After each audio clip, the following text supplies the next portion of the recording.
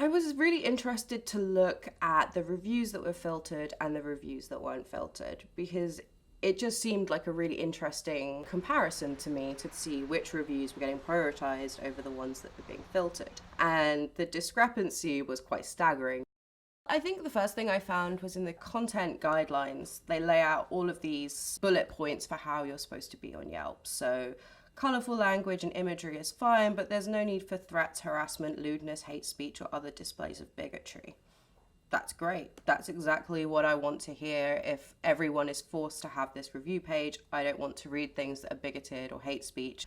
And then I started looking at the actual reviews, and they did not live up to the content guidelines that Yelp had set forward. For instance, this was one review that I found. First problem, ugly girls. You would think an upscale bar like this would have hot chicks. Well, you're wrong.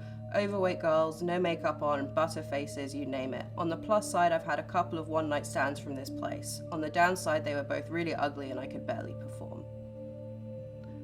That sounds like, what would Yelp call that? That would, no need for threats, harassment, lewdness, hate speech, and other displays of bigotry.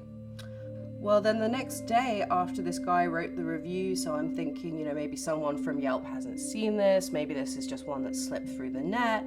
The community manager for Yelp said, "Can't wait to check out all those killer reviews you're cooking up, Jim."